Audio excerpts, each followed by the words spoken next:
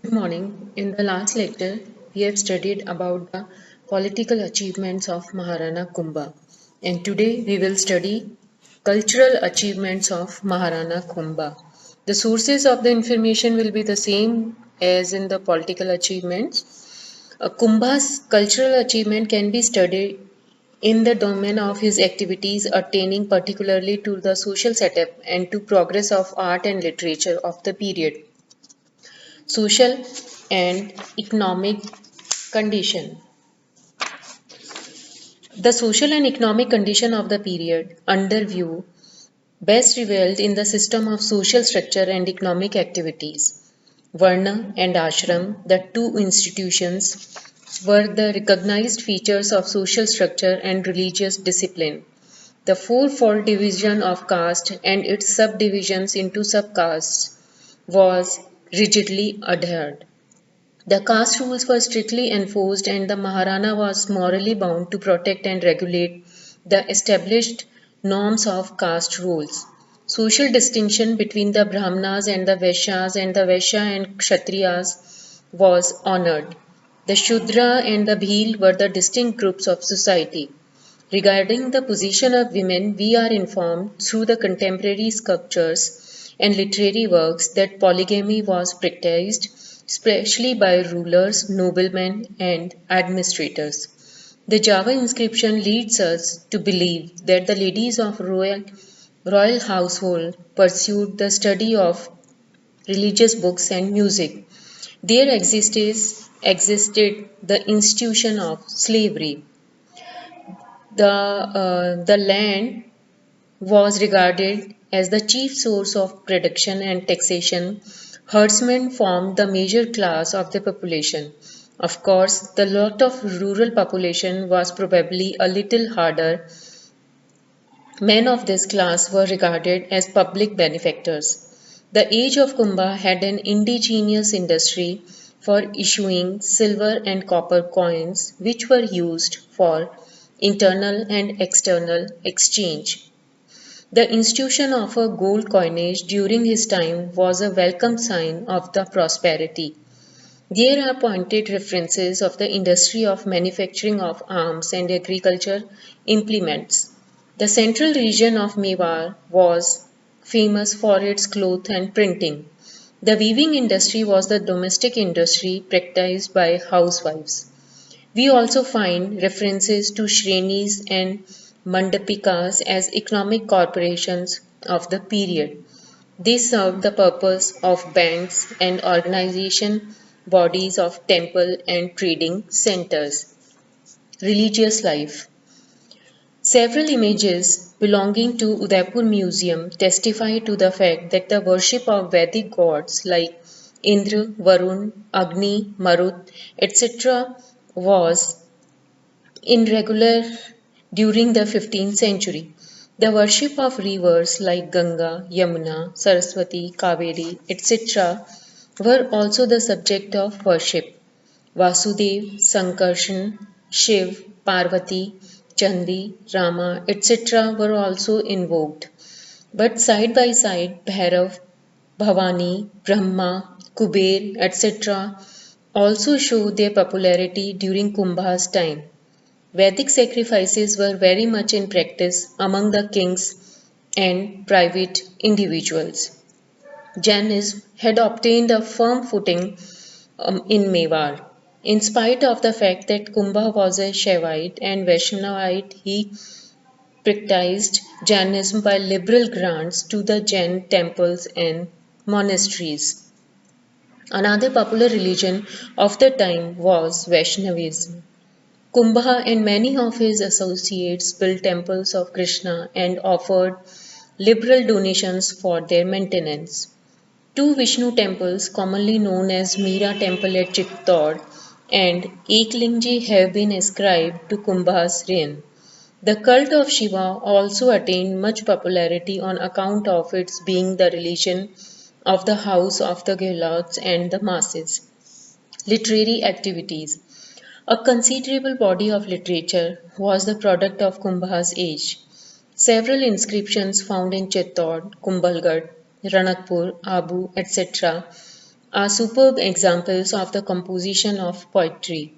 These inscriptions record the names of Til Bhatt, Muni Sundar Suri, Mahesh, Jinsen Suri, Jivraj, Jinvardhan, etc. He gathered around himself some of the finest intellects who adorned his age as the golden age of Mewar.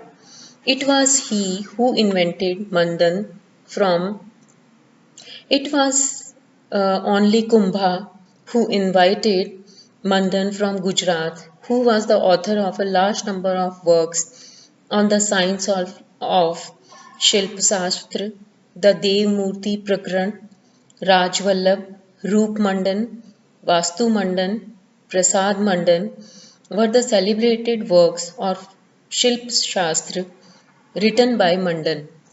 His brother Nath wrote Vastu Manjari and his son Govind produced the Udhardharani, Kalanidhi and Dwardipika. He extended his patronage to Atri and Mahesh, the celebrated composers of the inscriptions of the Tower of Victory. This clearly shows that Maharana Kumbha was greatly interested in the promotion of learning. As for Kumbha himself, we have observed that he was not only great in war, he was also great in the art of peace. He was an accomplished scholar, learned in sacred lore, a poet of the highest order, and patron of learning. The authorship of the commentary on Geet Govind named the Rasik Priya and the last part of Ekling Mahatmya have been attributed to him. There are references in contemporary records which lead us to conclude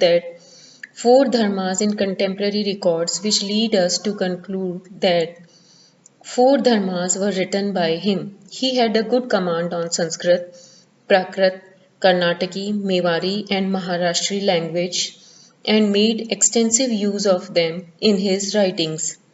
He was an excellent musician and possessed a knowledge of science of music which was unequaled in his time.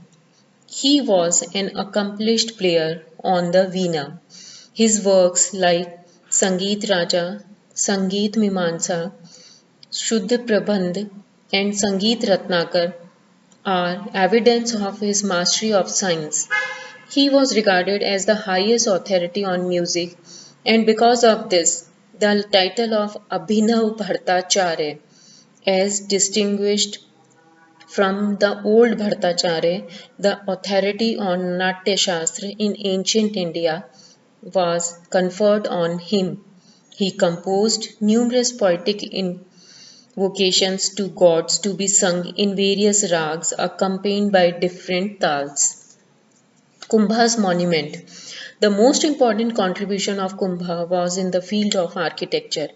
He took great interest in architecture and was an enthusiastic builder. His his architectural activities may best be studied with reference to the forts, temples, palaces, lakes, etc., which adorned his age. Kumbha constructed the fort of Achalgarh on a peak of Mount Abu in 1452 AD. It consists of portals, towers, guard rooms, and ruins of granary, altars, and palaces. The main object of its construction was that it may serve as a military watch and alarm post against the penetration of the army from Gujarat, Sirui, Nagaur, and Jalore. Kumbha began the construction of the fort of Kumbhalgarh in 1433 and it was completed in 1448 AD. It was designed and built by Kumbha's architect Mandan. The fort has 7 gates leading to it. The inner fort is called Katargarh, which is on higher elevation and crowned with palaces called Jhalia Ka Mahal, Badal Mahal, and Tara Burj. Another important fort constructed on old ruins of by the Rana was that of Chittor. He had the credit to strengthen the defences of the fort by constructing 7 gates, circular bastions, and towers. He also provided a broad road up the hill so that chariots and horses could reach the fort easily. There, the Tower of Victory is the most important monument genius ever erected by the Rana. It was constructed to commemorate the victory of Rana over Mahmud Khilji I of Malwa. The construction of this tower was entrusted to Jayatha, a celebrated architect of the Chittor zone. Other forts, minor and major, constructed by Kumbha were about 80 in number, which fortified the passes between the frontiers of Malwa, Marwar, Sirui, and Malwa. The fort of Kolana, Virat, and Ahor were either built or repaired by him to defend the northern and western frontiers of Mewar. Maharana Kumbha also built quite a number of temples in Mewar. The Kumbhaswamy temples of Chittor and Kumbhalgarh were of highly elaborate pattern and decorated with sculptures. Another important temple of Eklinga, which was renovated by Maharana Kumbha. It consists of mandap, sanctum, toran, double-storied porch, double-storied sanctuary, and pyramidal shikhar. It contains four-faced divinity and a brazen bull Nandi of the natural size. Cast in excellent portions, the approach to the temple is through a gate connected with narrow passages and courtyards of different sizes and levels. Another important temple named Shingar Chavri was built by Bhandari Velaka, the treasurer of Kumbha, in 1448 AD. Maharana Kumbha also constructed a residential palaces, one at Kumbhalgarh and other at Chittor. He also built he also built several reservoirs at Chittor, Abu and Kumbhalgarh. He laid out a garden at Kumbhalgarh. Thank you.